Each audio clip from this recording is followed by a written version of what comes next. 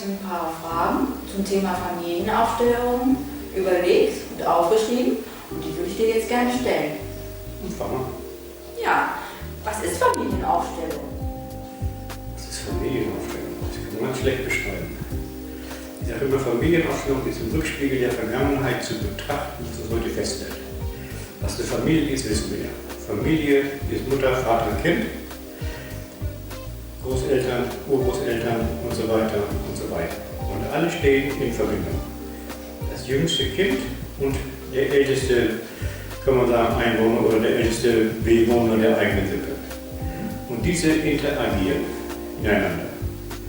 Und wenn einer nicht anerkannt ist und wenn einer nicht seinen richtigen Platz nicht hat, fängt das ganze System an zu wackeln. Das ist, glaube ich, wie so eine Mobile. Wenn einer wieder oben will sehen, wenn einer, kann man sagen, nicht in seinem Gleichgewicht ist, dann kippt das und schaukelt das. Und weil wir im Laufe der Zeit mit Jahrhunderten vergessen haben, was passiert ist, können wir die Familienstellen wieder hervorholen und können mit fremden Menschen aufstellen und können diese Problematik, die heute uns quasi hindert, lösen. Ja, und was bewirkt die Familienaufstellung? Was bewegt die Aufstellung? Ganz einfach. Die Familienaufstellung bewirkt, dass jeder, wie ich vorhin schon sagte, jeder wieder in sein eigenes Gleichgewicht reinkommt, wohin gehört. Nehmen wir mal ein Beispiel als Mobile. Wenn das Mobile wieder richtig ausgerichtet ist, austariert ist, dann hat jeder seinen Platz und jeder ist in einer harmonischen, will ich nicht sagen, aber jeder ist in seinem harmonischen Gleichgewicht. Er ist gesund, er ist psychisch krank, psychisch gesund, Entschuldigung. Er hat alle, kann man sagen, Anteile, die man für Wohlstand, Überfluss gebrauchen kann oder gebraucht. Ja, und wie hilft die Familienaufstellung? Wie die wirkt. Nein, wie sie hilft. Wie die hilft. Okay, wie die hilft.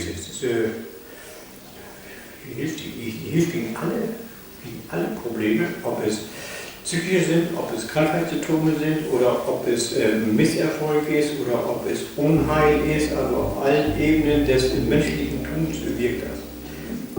Familienstelle wird ja nicht nur, kann man sagen, gemacht in Psychiatrien oder bei Psychologen, sondern es wird ja woanders anders genannt. Es ist die systemische Aufstellung. Es wird in der Wirtschaft gebraucht, in der Marketingbranche, also auf allen Richtungen wird sie gebraucht und angewandt. Es gibt immer schlüssige Ergebnisse, um zu sehen, wie der Mensch also in einen anderen Zustand gebracht wird, einen extra anderen Zustand. Wenn du nämlich bei den Medien bist, dann gucken die Medien, wie können wir den Menschen unseren Konsum zuführen, dass sie ihn kaufen. Aber bei Familienstellen ist es, wie komme ich im Gleichgewicht in meine eigene Harmonie hinein. Dass ich also am Wohlstand meines eigenen Lebens teilhaben muss. Viele haben immer die Meinung, die meinen also, Glück wäre zufällig. Aber Glück kann man selber produzieren. Und das ist dabei das Schöne dabei. Nur viele wissen nicht. Es gibt also unterschwellige Blockaden, die wir haben, die wir aber nicht mit dem Reden wegmachen können. Wie viele waren schon zum Psychologen? Wie viele Sitzungen wurden schon gemacht? Wie viele Psychotherapien wurden gemacht? Nicht eine, nicht zwei, manchmal 4, 5, 6, 7 und alle mit dem gleichen Ergebnis. Das hat nicht geholfen. Es gibt die Verhaltenstherapie, es gibt die Gesprächstherapie und. Aber es geht immer, der Punkt, der gelöst werden muss, ist in der Seele. Es muss vom Verstand zum Herzen kommen.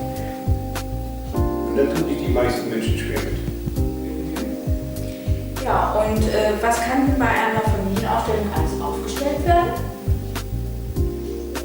Jo, was kann da alles aufgestellt werden? Ich sag mal ganz plump, vom Mähdrescher bis zur Hure. Also alles, was das Leben bietet. Das heißt also alles ist, ob es ein Bild ist, ob es ein Hund ist, ob es Ameisen oder Tiere sind. Ich habe gerade extra Hure gesagt, weil Hure so ein bisschen gesellschaftslich fähig ist, aber auch manche Menschen sind nicht gesellschaftsfähig anerkannt. Darum dieses hier. Also man kann alles aufstellen, was man sich vorstellen kann. Wenn der Hund krank ist, kann sogar aufstellen, wenn der Hund krank ist. Ich habe ein Hündchen, der hat mir 1000 Euro gekostet, sage ich mal, ist so eine kleine Handvoll und ist ständig krank. Und ich wollte doch einen schönen Hund haben, wo ich mit mir vergnügen kann. Die Frage ist, warum ist der Hund krank? Und der Hund ist nur deswegen krank, weil das Herz krank ist. Das möchten viele nicht hören. Aber es ist halt so. Und wenn ich gucke, was hat der Hund? Nämlich die meisten Menschen, die sagen, mir geht's gut.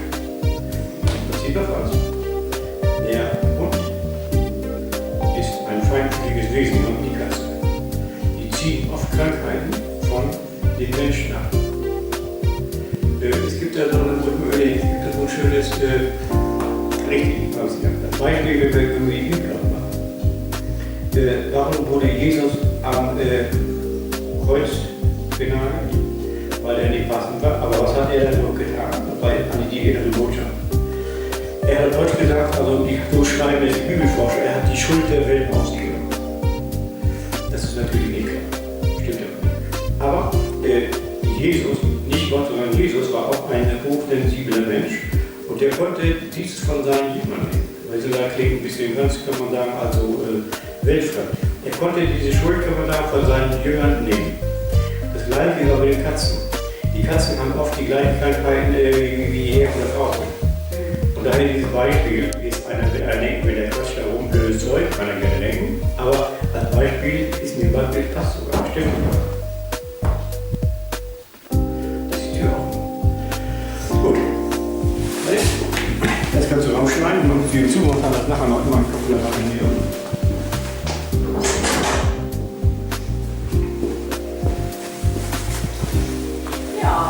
Was ist deine Aufgabe bei dieser Familienaufstellung? Meine Aufgabe ist? Ja.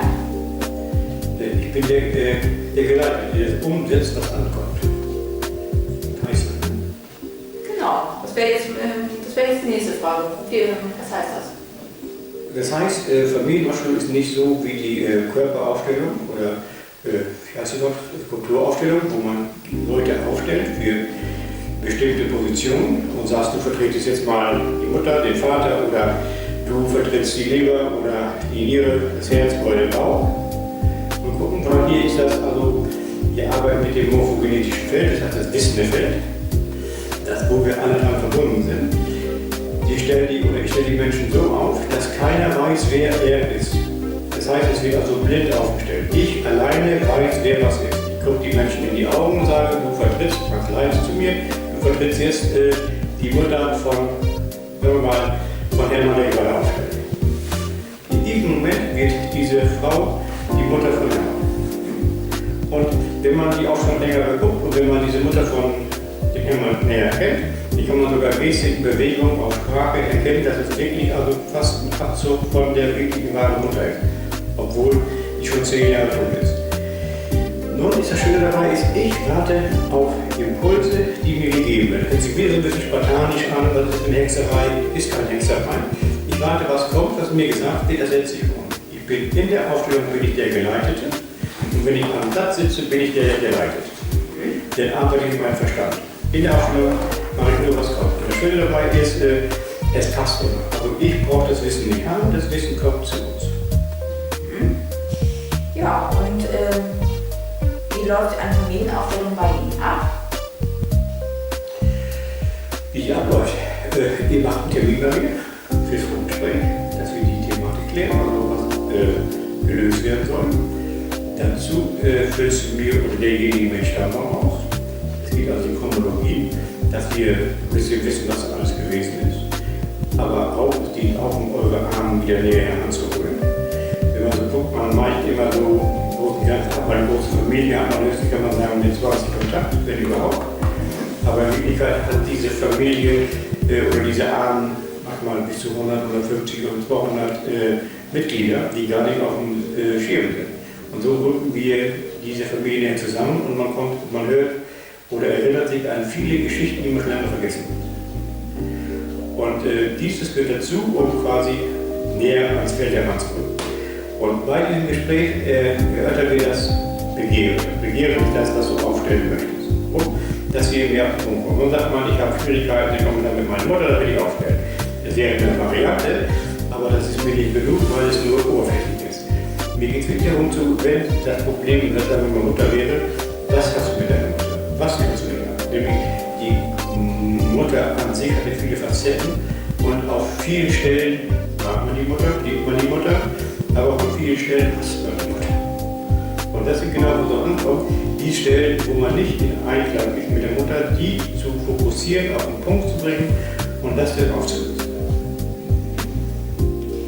Ja, und gibt es jetzt eine Mindest- oder Höchstteilnehmerzahl bei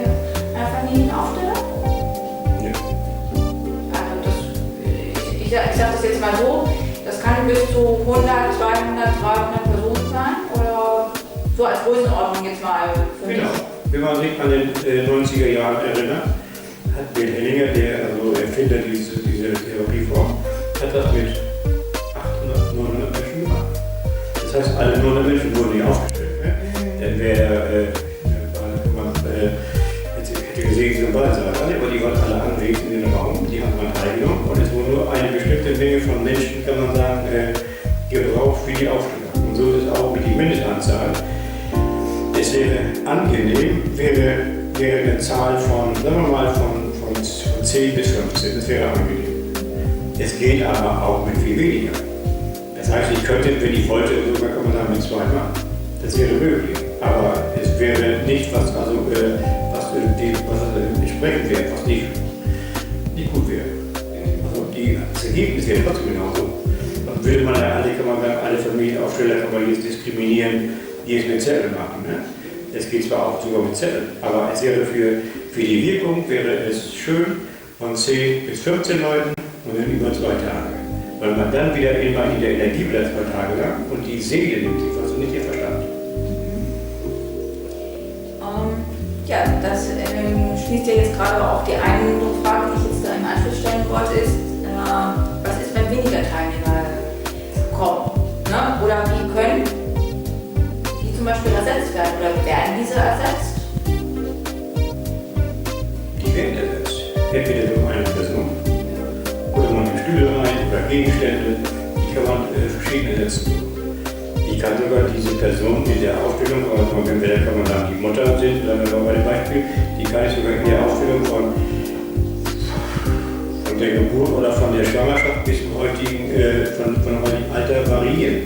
Das heißt, wenn ich die Aufstellung brauche, kann man sagen, sie normal ist 70 und ich brauche sie als, kann man sagen, als 2-jähriges Kind oder Säugling.